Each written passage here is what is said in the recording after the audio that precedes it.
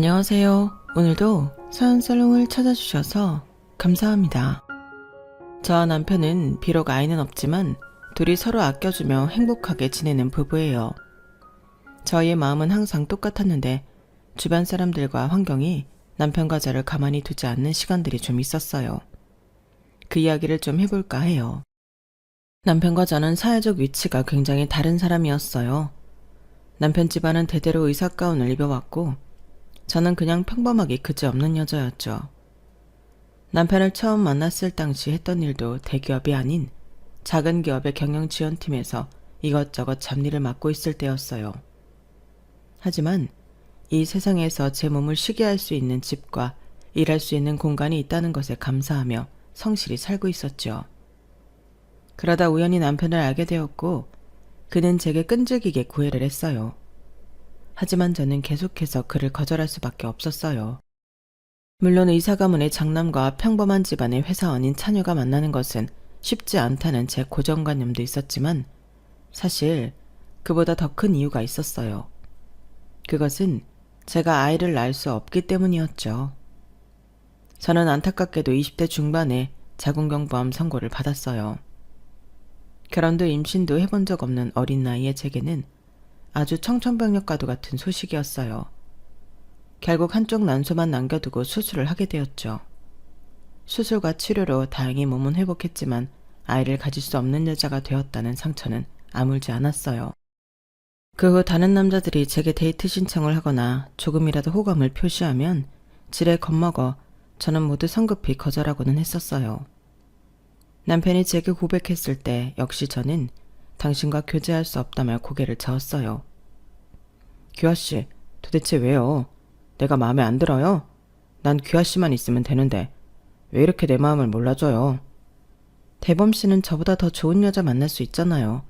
저 같은 여자가 뭐가 좋다고. 시간 낭비하지 말고 빨리 다른 여자 찾아가세요. 다른 여자 싫고 규아씨가 좋다고요. 다른 조건 아무것도 안 보고 그냥 규아씨라는 사람 자체가 너무 좋다고요. 혹시 내가 의사라서 싫은 거예요? 뭐 부담스럽다거나 그런 거예요? 없잖아 있지만 완전 그것 때문은 아니에요. 그리고 의사니까 훨씬 좋은 여자 만날 수 있잖아요. 그러니까 그냥 그만 가요. 그럼 도대체 날 왜 이렇게까지 밀어내는 거예요? 이유라도 알려줘요. 도무지 떨어질 생각이 없는 남편에게 꺼내기 힘든 이야기를 털어놓았어요. 제가 아팠어서 임신을 할 수가 없어요. 사랑스러운 아이는 볼 수 없다고요. 그게 다예요? 네? 규아씨가 아파서 아기를 못 갖는다는 이유 때문에 날 밀어내는 거 맞냐고요. 대범씨처럼 잘생기고 멋있고 똑똑한 의사가 자기 DNA를 얼마나 자식에게 물려주고 싶겠어요. 대범씨 부모님도 그런 손주를 간절히 원하실 테고요. 저는 대범씨가 원하는 거 하나도 해줄 수 없어요. 그러니까 가세요. 많이 힘들었겠어요. 네? 아픈 것도 힘들었을 텐데 그런 마음으로 그동안 남자들을 다 거절했을 거 아니에요. 안아주고 싶어요. 박력 있게 저를 당긴 남편 품에서 저는 한참을 울었어요. 남편은 이런 어려운 이야기를 했을 때 유일하게 진심으로 공감해준 첫 남자였어요. 남편은 물러서지 않고 계속해서 저를 설득했고 저는 미안하면서도 고마운 마음으로 그의 청혼을 받아들였어요. 규아야, 괜찮아. 네가 아이를 낳을 수 없는 게 네 잘못이야? 그게 무슨 죄야. 그렇게 자꾸 움츠러들지 마. 난 미래에 있을지도 없을지도 모르는 우리 아이가 아니라 규아 너만 보고 결혼 약속하는 거야. 난 아이 없어도 돼. 규아 너만 있으면 돼. 진심이야. 남편은 정말 따뜻하고 좋은 사람이었어요. 제게 진정한 사랑을 가르쳐준 사람이기도 했고요. 하지만 예상대로 우리의 결혼은 많은 반대에 맞서야 했어요. 심지어 저희 부모님도 걱정을 하시며 괜찮겠냐고 수백 번을 물어보셨었죠. 남편의 집에 첫인사를 가던 날이 아직도 기억나요. 얼마나 긴장했는지 여름도 아닌데 들고 갔던 꽃 포장지가 축축하게 젖을 정도였으니까요. 남편은 떨지 말라고 응원을 해주었지만 저도 모르게 계속 움츠러들고 긴장되더군요. 처음에 이야기했듯이 내세울 것 없는 저와는 다르게 남편네는 전부 의사 집안이었거든요. 남편의 아버지뿐만 아니라 남편의 남동생과 그의 와이프까지 모두 의사였죠. 남편에게는 남동생이 하나 있었는데 남편보다 일찍 결혼을 했어요. 하지만 그 남동생은 사실 남편의 배다른 형제였어요. 남편은 친부와 친모 사이에 하나밖에 없던 외동아들이었는데 어릴 때 친모가 돌아가셨다고 하더군요. 그 뒤 친부는 지금의 계모와 재혼을 했고 그 사이에서 남동생이 태어난 것이죠. 전에 남편에게 계모와 남동생 차이가 어떤지 물은 적이 있었어요. 새어머니는 잘해주셨어. 동생 동진이도 뭐 하나 나한테 나쁘게 군 적 없었고. 그런데 그렇다고 엄청 따뜻한 가족애를 느꼈던 건 아니야. 왜? 글쎄, 가족은 맞는데 가족 같지 않은 느낌이랄까? 그게 무슨 느낌이야? 설명이 좀 어렵네. 겉으로는 아무 문제 없어 보였지만 속마음 깊은 곳에서는 다가가기 어려웠달까? 아무래도 새어머니랑 그분이 낳은 동생이니까. 그치, 좀 그랬었나 보구나. 우리는 특히나 아버지 앞에서 더욱 어색한 모습을 보이지 않으려고 노력했었어. 나도 새어머니도 동진이도. 그럼 아버지는 속 깊은 사정까지는 잘 모르셨겠네. 우리 엄마 그렇게 빨리 잃고 겨우 새 가족 울타리 만드셨는데 내가 그 안정감을 깨고 싶지 않았어. 아버지는 정말 좋은 분이셨거든. 내가 너무 존경하고 사랑하는. 그래서 더 아버지께 나쁜 모습, 초라한 모습, 힘든 모습 보이기 싫었어. 자기 엄청 효자였구나. 효자는 무슨. 아버지는 정말 대단한 분이셔. 남편 말대로 시아버지는 엄청난 사람이었어요. 시아버지는 의학 분야에서 모르는 사람이 없을 정도로 유명한 의사였다고 해요. 더욱 유명해진 이유는 시아버지와 뜻을 같이 한 친구 두 분이 공동으로 병원을 설립하시면서부터였죠. 대학 병원 규모는 아니지만 동네에서 아주 유명한 종합병원으로 어지간한 진료과가 다 있어 항상 환자들로 북적였어요. 시아버지가 공동 설립한 그 병원에서 바로 남편은 소아청소년과 의사로, 서방님은 정형외과 의사로 있었으니 자식 농사까지 잘했다고 소문이 자자했었었죠. 하지만 시아버지와 나머지 함께한 친구분들은 애초에 약속을 하셨다고 해요. 당신들의 자녀가 유능한 의사가 되더라도 그 병원을 물려주지 말고 외부에서 새 주인을 찾아주기로 말이죠. 시아버지의 자녀인 남편과 서방님 말고도 다른 한 분의 자녀 역시 의사가 되었지만 아버지들의 의중을 알고 있던 자식들은 그 병원에서 일할 뿐 주인 자리를 탐내지는 않았던 거죠. 하지만 그 주인 자리를 탐내고 있던 유일한 사람, 바로 남편의 계모이자 저희 시어머니였었죠. 제가 결혼 허락을 받으러 가기 전부터 시아버지와 시모의 기싸움은 계속됐었다고 해요. 당신 은퇴하면 진짜 그 병원 다른 사람 손에 맡길 거예요? 몇 번을 말해 그렇다니까. 아니 도대체 미쳤어요?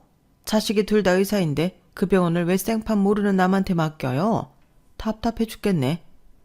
그게 병원 세울 때 우리 세 사람의 약속이었다고 몇 번이나 말을 했어. 얼어 죽을 놈의 그 약속인가 뭔가 지키려다 당신 아들 좋은 기회 다 날아가게 만들 거예요? 대범이랑 동진이 다 자기 위치에서 열심히 하고 있는데 당신이 왜 그래? 애들은 오히려 병원장 자리에 욕심 없다고. 그건 당신이 몰라서 하는 소리고 그 나머지 2명 원장님 지분을 사와서라도 우리 아들을 앉혀야지. 그게 무슨 개똥 같은 약속이야, 약속은. 어허, 이 사람이. 김 원장 아들은 미국으로 유학 가서 자리 잡았다면서요. 정 원장 자식도 뭐 실력이 엄청 괜찮은 애가 아니라서 물려줄 수 없다면서요. 우리 동진이야말로 학교 수석으로 졸업하고 여기저기서 모셔가겠다고 하는 수재인데 그냥 당신 밑에서 일 시키다 애 인생 끝나라고요? 끝내기는 뭘 끝내? 동진이나 다 유능한 의사니까 이 병원 아니고도 나중에 더 좋은 곳으로 가거나 더 크게 발전할 수 있어. 여기에 목매고 하고 싶지 않단 말이야. 그리고 만에 하나 물려주더라고도 대범이가 장남에다가 실력도 있는데 왜 동진이 얘기를 하는 거야? 대범이 걔는 소아청소년과잖아요. 그 진료과가 종합병원 원장 맞는데 봤어요? 그나마 동진이가 당신 따라 정형외과 제대로 공부해서 엘리트 코스 밟았는데 거기서 대범이 얘기가 왜 나와요? 이 사람이 진짜. 병원 얘기는 이제 그만하지. 병원 주인 자리를 두고 두 분은 계속 다투셨다고 하더군요. 그 사이에서 아무래도 남편과 서방님은 더 가까워지기 힘들었을 테고요. 서방님이 의사인 와이프와 결혼하면서 시모에게 더 힘이 실리기는 했었지만 시아버지가 아슬하게 그 견제를 견디고 있었나 보더군요. 남편 집에 처음 갔을 때도 시모의 눈빛이 더 따갑게 느껴졌던 것은 기분 탓이었을까요? 안녕하세요. 처음 뵙겠습니다. 최규화라고 합니다. 시아버지는 따뜻하게 반겨주셨지만 시모는 떨떠름한 표정을 감추지 못하더군요. 규화씨, 대범이랑 결혼을 하겠다고요? 반갑지 않다는 목소리로 시모가 예의를 차려 제게 물었어요. 네, 허락해 주신다면 대범씨와 단란한 가정을 꾸리고 싶습니다. 대범이 의사인 거 알고 있죠? 여기 아버지도 그리고 대범이 동생이랑 재수시 되는 사람도. 이 집에서 의사 아닌 사람은 나랑 이 반려견밖에 없어요. 네, 다 알고 있습니다. 너무 대단하다고 생각하고 있고요. 그럼 규아 씨도 거기에 걸맞는 스펙을 갖고 있는 건가요? 저는 그냥 평범한 회사원입니다. 대기업? 아니요, 작은 회사입니다. 부모님은 뭘 하시죠? 아버지는 회사 다니시다가 나오셔서 어머니랑 작은 식당을 운영하고 계십니다. 식당이라. 시모는 점점 더 심층적으로 질문을 했고 제 대답을 들을 때마다 더 낯빛이 안 좋아지는 것을 느꼈어요. 대범이가 이렇게 우리 앞에 결혼하겠다며 여자를 데려온 것은 처음인데 솔직히 좀 놀랍네요. 대범이가 거의 자선가 수준으로 규아 씨를 만난 건 아닌가 싶기도 하고. 염려하시는 부분 잘 알고 있습니다. 그만큼 제가 노력하겠습니다. 뭐 둘이 잘 살면 그만큼 좋은 것도 없겠지만 어쨌든 우리 집안 생각하면 어느 정도 급을 맞춰야 한다고 생각해요. 내가 요구하는 거 다 갖춰서 결혼할 수 있어요? 최대한 노력해보겠습니다. 저는 시모의 기에 눌려 한껏 더 움츠러들었어요. 시모는 제가 살면서 처음 들어본 명품 브랜드를 나열하면서 그걸로 혼수를 했으면 좋겠다고 못을 박더군요. 남편이 옆에서 그런 거 다 필요 없다고 해도 시모는 끝까지 제게 그 혼수들을 해와야 한다며 은근히 압박을 넣었어요. 우리 동진이 처가 시집 올 때는 내가 지금 말한 거에 2배는 해왔었어요. 규아 씨 사정 봐가면서 지금 내가 아주 필요한 것들만 이야기한 거니 새겨들었으면 좋겠네요. 시모의 말을 듣고 나니 앞으로 저의 시집살이가 자동으로 그려지더군요. 하지만 할 말은 해야 했어요. 제 인생 가장 큰 오점이면서 상처를요. 아무리 남편과 제가 사랑하지만 이걸 숨기고 결혼을 하면 죄책감에 이 집안에서 영원히 고개를 숙이고 다닐 것 같았죠. 당연히 환영은 못 받겠지만 그렇다고 냉대까지 받고 싶진 않았어요. 저 중요하게 드릴 말씀이 있습니다. 말해봐요. 제가 전에 자궁경부암을 앓았던 적이 있습니다.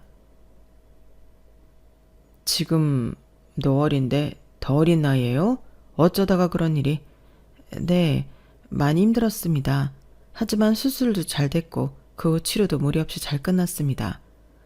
다만 그때 한 수술이 작은 수술이 아니었어서 아이를 가질 수 없게 되었습니다. 미리 말씀드려야 할 것 같아서요. 제 말이 끝나자 온화했던 시아버지가 당황하며 첫 잔을 내려놓았고 시모는 한숨을 쉬며 고개를 돌렸어요. 세상에, 아예 임신이 안 된다고요? 네, 아기를 품을 수 있는 공간이 없습니다. 잠시 생각에 빠진 시아버지가 말했어요. 어린 나이에 정말 고생이 많았겠네요. 규아씨 부모님도요. 아이가 있으면 너무 좋지만 또 없다고 해서 불행할 이유도 없어요. 난 그렇게 생각해요. 너무 마음 무거워 말아요. 시아버지의 따뜻한 말에 저는 눈에 눈물이 고였어요. 하지만 시모는 완전히 달랐어요. 여보, 대범 이 자식 안 보고 싶어요? 애를 아예 못 갖는다잖아요. 이런 며느리 드리겠다는 거예요? 어허, 당신은 처음 인사 온 사람 앞에서 그렇게 무례하게 굴면 쓰나? 대범이가 좋다잖소. 그럼 됐지, 뭐가 더 필요해? 이 양반 또 속 터지는 소리 하고 있네. 집안 대가 끊긴다는데 뭐가 괜찮다는 거예요?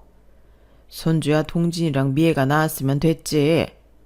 답답해하는 시모와 저를 배려하려는 시아버지 사이에서 저는 어쩔 줄을 몰라 했어요. 그렇게 어려운 시간이 지나가고 남편의 집에서 나오려고 할 때였어요. 남편이 차에 시동을 건다며 먼저 나갔고 저는 다시 한번 인사를 했죠. 오늘 맛있는 저녁 너무 감사합니다. 진짜 대범이랑 결혼할 거예요? 네? 네, 하고 싶습니다. 그렇게 안 봤는데 규아씨 염치가 좀 없는 편이네요. 대범이 여기 하씨 집안 장남이에요. 아들은 고사하고 딸이라도 하나 낳아줘야 하지 않겠어요? 저는 죄인처럼 고개를 숙이고 아무 말도 할 수가 없었어요. 뭐 다 알겠지만 대범이 비록 내 배 아파 난 자식은 아니지만 정말 친자식처럼 곱게 키운 아이예요. 저렇게 다 완벽하고 직업까지 의사인 애가 여자 잘못 만나서 자기 자식 안아보지도 못하는 거 규아씨가 생각해도 너무 잔인한 것 같지 않아요? 시모의 말 한마디 한마디가 제 가슴에 날아와 콕콕 박혔어요. 뭐 대범이도 워낙 규아씨 좋다 그러고 대범이 아빠도 받아들인다고 하니 나도 뭐 그러려니 할게요. 그런데 규아씨, 엄청 반가운 손님은 아니라는 거 알아두세요. 우리 집에 아주 잘해야 될 거예요. 반협박과도 같은 시모의 말을 끝으로 저는 그 집에서 나왔어요. 어두워진 제 얼굴을 보고 남편은 더 확고하게 저와 결혼하겠다며 저를 안심시켰어요. 남편 부모님과의 힘들었던 첫 만남을 되새길 시간도 없이 제게 또 다른 아픔이 찾아왔어요. 바로 제가 제일 사랑하는 외할아버지가 돌아가시고 말았거든요. 어릴 때부터 저는 외할아버지 껌딱지였고 몸이 안 좋아지신 후부터는 계속 저희 집에서 머무셨었거든요. 외할아버지를 번갈아가며 간호해야 했던 아빠와 엄마는 힘들었겠지만 저는 철부지 마냥 할아버지와 함께 있는 것이 좋았어요. 그런 할아버지도 제 마음을 아셨는지 누구보다 절 아껴주셨거든요. 그런 소중한 할아버지가 돌아가신 거예요. 할아버지, 조금 더 내 옆에 있지. 나 예쁜 드레스 입고 결혼하는 거 봐야지. 왜 이렇게 빨리 가, 할아버지? 정이 제일 기뻤던 저는 할아버지의 죽음을 받아들이기 힘들었고 남편 역시 제 옆에서 묵묵히 기다려주었어요. 할아버지의 장례가 끝나고 아빠와 엄마가 제게 서류 하나를 건넸어요. 이거 할아버지가 특별히 너한테만 주고 싶다고 신신당부하셨어. 이게 뭔데? 봉투를 열어보니 낯선 서류 뭉치가 보였어요. 할아버지의 유일한 재산. 유일한 재산? 할아버지는 살아생전 검소하기로 유명했고 몸이 아파 누워 계시기 전까지 소일거리라도 찾아다니며 경제적 보탬이 되기를 원하셨었어요. 주소가 서울시 강남구. 이거 역 앞에 있는 건물 같은데 그 3층짜리 건물이 할아버지 거였다고? 정말 아주 오래전에 이 주변이 개발되기도 훨씬 전에 전 재산 털어서 그걸 장만하셨더라고. 엄마랑 이모들은 다 지금 먹고 사는 것도 힘든데 무슨 그런 걸 사냐고 다 아버지 원망만 해댔지. 그런데도 아버지는 무슨 성견지명이 있었는지 고집스럽게 그 건물을 매입하셨어. 거기서 나오는 월세로 한동안 잘 지내기도 했지만 한번 경기가 최악인 때가 있었어. 3층 상가에 들어가 있는 점포 하나같이 방을 빼겠다고 난리인 거야. 결국 그거 다 빼서 돌려주고 한동안 사람이 안 들어와서 너무 힘들었지. 그때 헐값이라도 그거 빨리 팔라고 아버지 재촉했었는데 죽어도 그건 안 팔겠다고 하시더라. 그거 지금까지 옆구리 끼고 계셨던 거고. 그 건물 유일하게 너한테 주고 싶으셨대. 응? 할아버지가 나한테 그 건물을 남겨주신 거라고? 그래. 네가 워낙 할아버지 좋아하고 따르는 거 아니까 다른 이모들도 그 얘기 나왔을 때 아무 말 못했어. 아버지가 주고 싶어하는 규호한테 가는 게 맞다고. 저는 그 소리를 듣고 엉엉 울었어요. 제가 생각하는 것보다 할아버지는 저를 훨씬 더 사랑하고 계셨다는 것을 알게 되었죠. 할아버지가 보고 싶어 견딜 수가 없었어요. 할아버지가 남겨주신 건물이 제 명의로 이전하면서 이것저것 행정 처리할 것들이 많아서 한동안 꽤 바빴어요. 남편 역시 많이 도와주려 노력했고요. 그러던 어느 날 시모로부터 전화를 받았어요. 한번 만나자고 하시더군요. 규아씨, 전에 우리 집에 왔을 때 내가 너무 무리하게 했다 싶어요. 나도 우리 대범이 생각하다 보니 말이 좀 밉게 나갔네요. 미안해요. 저는 얼떨떨했어요. 갑자기 나타난 사과라뇨.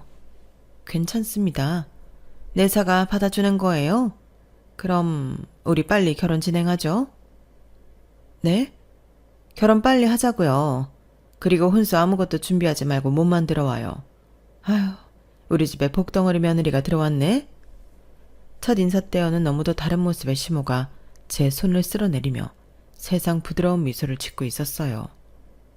저는 시모가 갑자기 왜 그러는지 영문을 몰랐지만 기분이 나쁘지는 않았어요. 그렇게 저는 하실 집안의 맏며느리가 되었어요. 시댁 식구들은 모두 제게 잘 대해주셨어요. 특히 시모는 이전과 완전 다르게 제게 다정하고 부드럽게 대해주셨죠. 남편도 좀 이상하고 의아하다고 할 정도였으니까요. 조금 딱딱하다 싶었던 서방님과 동서 역시 전보다 훨씬 상냥한 태도로 다가왔어요. 하지만 그 친절함 속에 감춰진 까만 속내를 알아차리는 데는 그리 오랜 시간이 걸리지 않았어요. 결혼 후 3개월쯤 지났을까?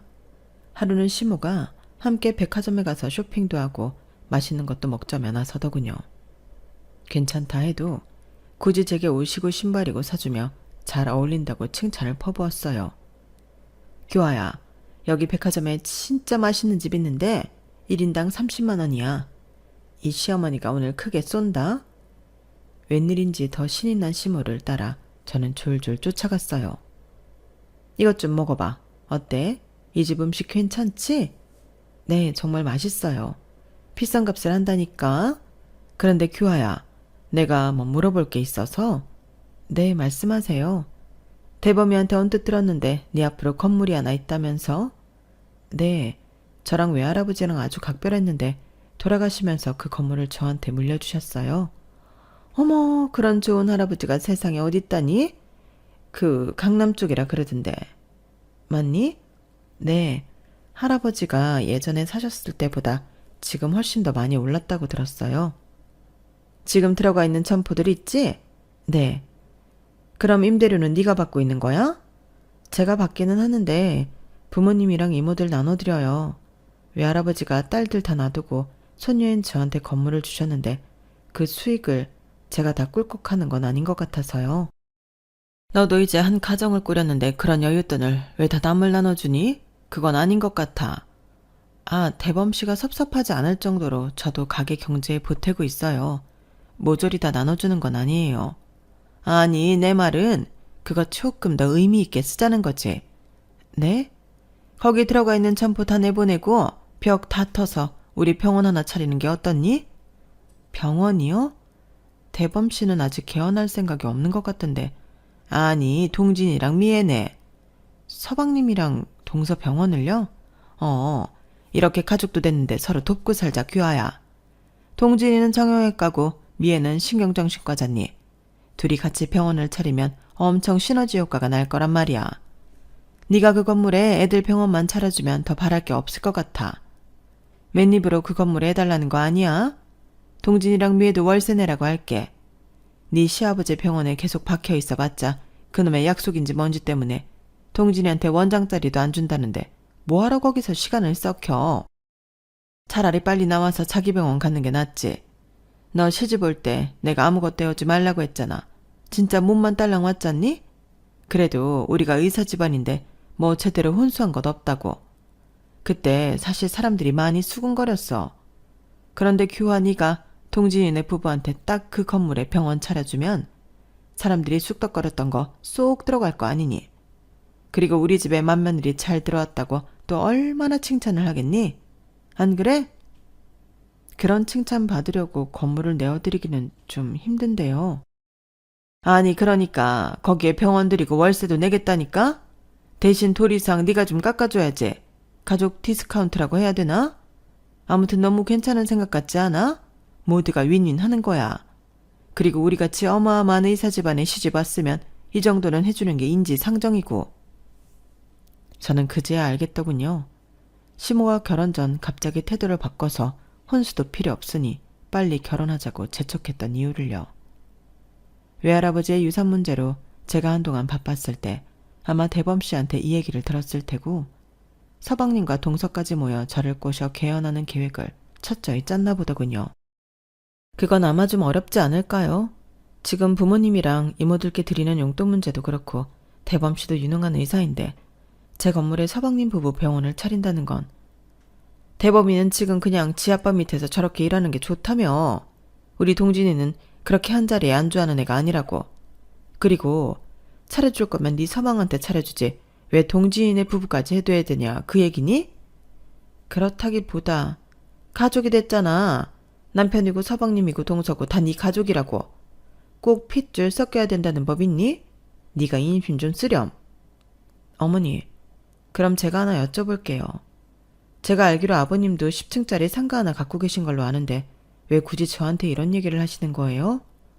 아우 말도 마. 네 시아버지 갖고 있는 그 건물 아주 구석진데 처박혀서 입점문의도 잘 안 들어오는 데 있다더라. 차라리 그거 팔고 재산 좀 정리해서 중심가에 좋은 거 하나 사자니까 저 고집불통 양반이 내 말을 귓등으로도 안 듣는다. 원장짜리도 안 물려준대지. 건물 팔아서 애들 개원 좀 삐까뻔쩍하게 차려주자고 해도 말도 안 듣지.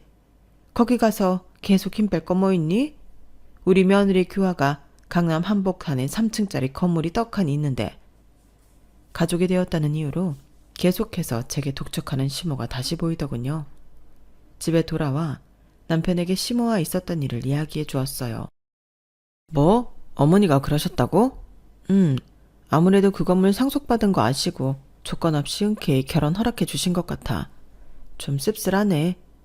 아니야, 그런 생각하지 마. 그것 때문이 아니라 우리 반대했어도 나는 규하 너랑 꼭 결혼했을 거야. 그리고 어머니가 말씀하신 건 그냥 잊어버려. 내가 어머니한테 직접 말할게. 아니야, 오히려 자기가 가서 말하면 더 기분 나쁘실 거야. 나한테 직접 하신 말이니까 거절을 해도 내가 직접 하는 게 맞지. 며칠 뒤 저는 어렵지만 시모에게 이야기를 꺼냈어요. 뭐? 힘들겠다고? 네, 아무리 생각해도 거기에 서방님네 병원을 내드리는 건 어려울 것 같아요. 시모의 얼굴이 싸늘히 굳었어요. 맨몸으로 의사 집안에 시집 왔으면서 이 정도 해주는 것도 어렵다는 거니? 그리고 누가 거기 공짜로 달래? 월세 내겠다잖아. 죄송해요, 어머니. 참나 기가 차서 그 건물 있는 거 하나만 보고 결혼시켰더니 이제 와서 뭐? 시모의 속마음이 은연중에 튀어나오더군요. 역시나 건물을 탐내고 대범 씨와의 결혼을 허락한 것이었어요. 저는 사실을 확인하고 나니 가슴이 아려오면서 눈물이 핑 돌았어요. 하지만 슬퍼할 새도 없이 또 큰일이 터지고 말았어요. 뭐? 아버님이? 갑자기 왜? 아침에 웃으면서 출근하러 나가셨던 아버님이 교통사고를 당해 돌아가셨다는 소식을 남편은 울면서 전했어요. 믿을 수가 없었어요. 그렇게 훌륭한 의사였던 아버님이, 그렇게 인자하고 모범적이었던 우리 아버님이. 세상이 원망스러웠어요. 왜 그렇게 갑자기 아버님을 데려간 건지 하늘도 밉고 땅도 밉고 전부 다 미웠어요. 식구들 넋이 나간 상태로 정신없이 장례를 치렀고 슬픔 속에 아버님을 보내드렸어요. 남편이 가장 힘들어했어요. 괜찮아 자기야. 내가 이제 자기의 든든한 버팀목이 되어줄게. 아버님 좋은 일 많이 하셨으니까 분명히 좋은 곳으로 가셨을 거야. 너무 많이 울지 마.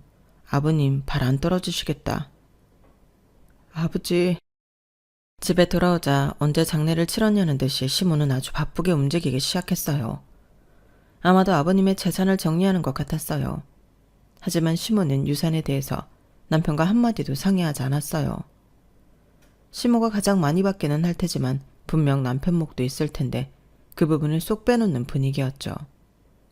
며칠 뒤 시모가 남편과 저 그리고 서방님의 부부를 불러 이야기를 하더군요. 다들 알다시피 아버지가 따로 유언 없이 갑자기 돌아가셨어. 우리가 몇십 년을 같이 살았다지만 대범이는 솔직히 내 친자식도 아니고 아버지도 없는 마당에 너도 내가 불편할 테고 그래서 대범이네와는 여기서 그만 찢어졌으면 좋겠구나. 아무리 그래도 30년을 넘게 어머니를 모시고 산 사람에게 그런 충격적인 말을 듣게 되자 남편은 고개를 푹 숙이더군요. 반대로 서방님과 동서는 비집고 새어 들어오는 미소를 감추지 못하는 모습이었어요. 배우자랑 자녀의 법정 상속 비율 알지? 난 법대로 공정하게 할 거야. 대신 대범이 네가 조금 이해해줬으면 하는 부분이 있어. 말씀하세요. 마음만 독하게 먹으면 너 1원도 안 주고 내보낼 방법은 얼마든지 있어. 하지만 지금까지 산정을 생각해서 지금 그 건물 하나 너한테 남겨주마. 나머지는 나나 동진이한테 양보하겠다고 합의서 하나 작성하렴? 저는 너무나도 의아했어요. 아버님 재산이 현금, 주식, 병원, 지분, 건물, 집, 땅 모두 포함해서 300억은 된다고 들었는데 남편에게 겨우 건물 하나 주겠다뇨. 서운해 말아요, 형. 아버지가 나나 엄마한테 더 많이 의지하셨었잖아. 기여한 정도가 있는데 이렇게 나누는 게 맞지. 옆에서 서방님이 시모의 말을 거들며 말했어요. 대범아, 너 여기서 그거 주는 것도 싫다고 하면 우리 아주 싸움 더러워지는 거야. 알지? 너 참 착하게 자랐잖니. 좋은 말로 할 때 이거라도 건주고 싶으면 조용히 사인하렴. 시모의 악마 본능이 빛을 발하더군요. 남편이 아무리 착해도 시모의 말대로 하지 않을 거라고 생각했는데 의외의 반응이 나왔어요. 네, 알겠습니다. 그 10층짜리 건물만 가져가겠습니다. 나머지는 알아서 하세요. 저는 너무 놀라 입을 다물 수가 없었어요. 하지만 남편의 결정이니 저는 뭐라고 훈수를 둘 수 없었죠. 결국 남편은 합의서에 사인을 했고 그렇게 30년 넘게 가족이라는 이름으로 살았던 시모 서방님과 헤어지게 되었어요. 자기야, 물론 10층짜리 건물 하나도 너무 큰 재산이기는 하지만 그거 어머님이 아주 구석진데 있다고 입전문의도 잘 안 들어온다고 하셨거든. 괜히 자릿세만 까먹는 거 아닐까? 왜 자기는 합의서에 순순히 사인한 거야? 제 말에 남편은 빙긋이 웃기만 하더군요. 남편의 엷게 띄는 미소에서 아버님의 얼굴이 겹쳐 보여서 저는 더 물을 수 없었어요. 저와 남편은 둘이 오붓이 살 수 있는 깔끔하고 작은 집을 하나 구했고 새로 시작하기로 마음먹었어요. 자기야, 그래도 자기 지금 병원 일 잘하고 있고 나도 건물에서 나오는 월세 있으니까 막 어렵게 살진 않을 거야. 난 다만 자기가 어머님이랑 서방님 때문에 마음에 상처 입지는 않았을까 걱정돼. 난 괜찮아. 우리 새로 시작하자. 얼마 후 그다지 반갑지 않은 소식이 들려왔어요. 시모와 서방님네는 물려받은 유산을 빠짐없이 처리해서 강남에 보란듯이 비싼 건물을 매입했더군요.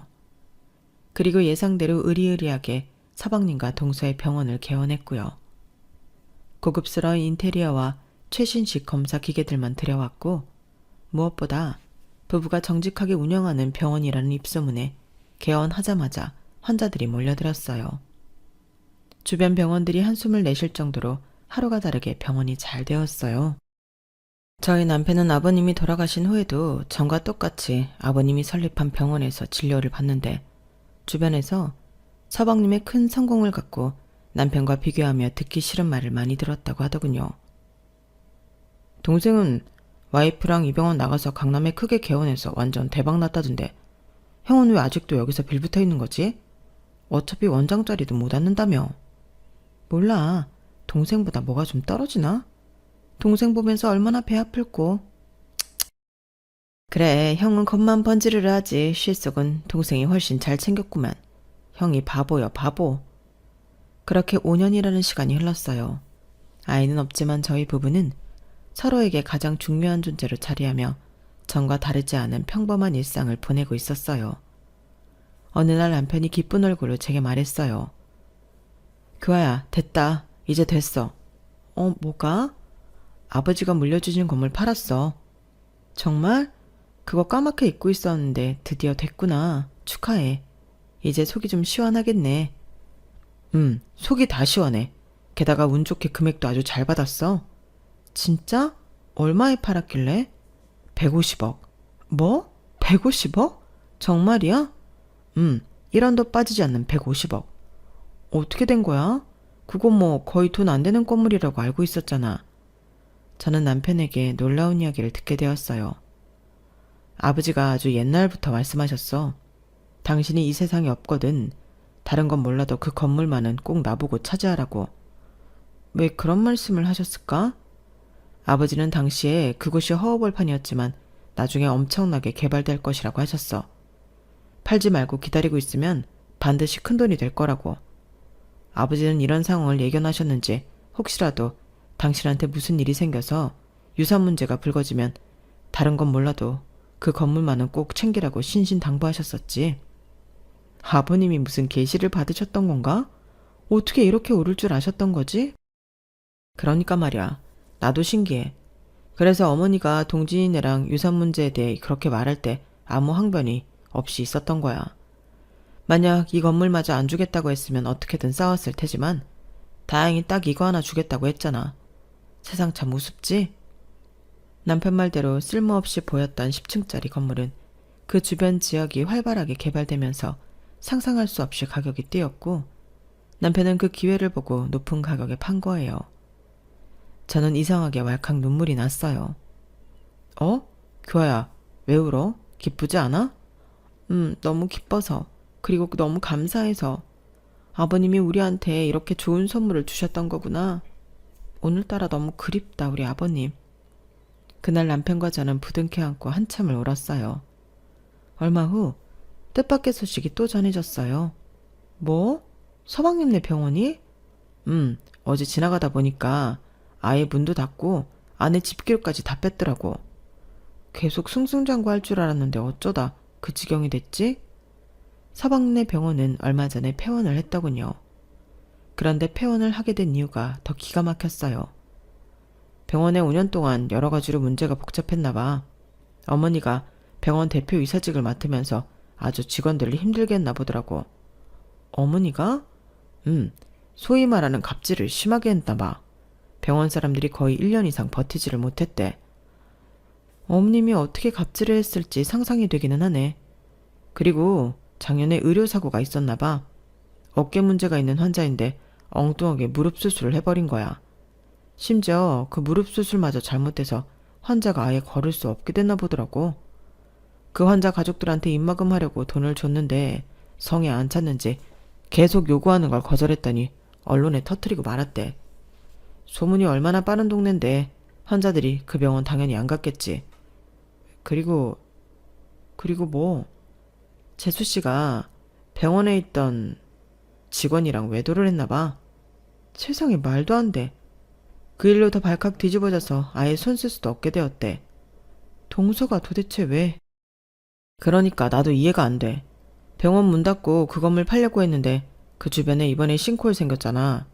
그쪽도 집안이 약하다고 알려져서 싸게 내놔도 사겠다는 사람이 없는 것 같아. 저런 악재에 더한 악재가 계속 겹쳤구나. 그래도 동생인데 좀 도와주고 싶은 마음에 연락해봤는데 어머니 동진이 재수씨 아무랑도 연락이 안 돼. 어디로 갔는지도 모르겠고. 남편 말을 듣고 마음이 복잡했어요. 어떻게 헤어졌건 그래도 한때 가족이었는데 연락 두절 상태이니 답답하기도 하더군요. 자기야, 일 힘들지 않아? 괜찮아. 아픈 아이들 보면 빨리 고쳐주고 싶어서 힘든 것도 잘 모르겠어. 자기도 더 좋은 환경에서 의사일 하고 싶지 않아? 지금도 뭐 만족하는데 더 좋은 환경이라면 아이들을 한 명이라도 더 수용할 수 있고 치료를 할 수 있는 환경? 그런 거라면 너무 좋지. 내가 선물 하나 해줄까 하는데 저는 남편 생일 선물로 남편의 병원 개원을 약속했어요. 바로 제 명의로 된 3층짜리 건물에 말이에요. 마침 점포들 만기가 거의 비슷했거든. 입점해 계신 분들한테 연장 계약 힘들 것 같다고 양해 부탁드리고 다 비우기로 했어. 죄송해서 보증금의 5%씩 더 얹어드리니까 뭐 다들 아무 불만 없이 비워주신다던데? 그럼 나 병원 해주려고 보증금 손해봐가면서 자리 마련한 거야? 손해라니 미래를 위한 투자라고 해두지. 난 당신의 아기들 진찰할 때 그 따뜻한 눈빛으로 보는 게 너무 좋더라. 거기서 당신 진심도 읽었고 당신 아버님한테 받은 건물 팔아서 나한테 잘해줬잖아. 나도 당신한테 해줄 수 있는 게 뭐가 있을까 생각하다 돈보다 이게 나을 것 같아서. 어때? 마음에 들어? 물론이지. 고마워 규아야. 정말 고마워. 얼마 후 남편의 이름과 저의 이름 하나씩 단 땡땡 소아청소년과를 개원했어요. 주변에 정말 아이들을 사랑하는 의사들을 4분이나 더 모셨고 건물을 통째로 다 써서 소아청소년 전문병원으로 유명해졌답니다. 남편은 개원에 대한 보답이라며 저를 대표의사라는 직함까지 달아주었어요. 비록 저의 건강 상태로 아이를 갖지는 못했지만 병원에 찾아오는 아이들이 모두 저의 아이들이라 생각하고 성실하고 열심히 치료하고 있답니다.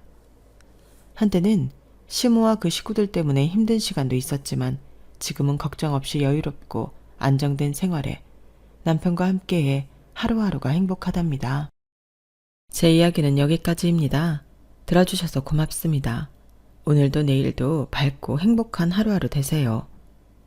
여러분, 사연 댓글에 응원과 현명한 조언 부탁드려요. 좋아요와 구독은 저에게 큰 힘이 됩니다. 오늘도 좋은 일 가득하세요.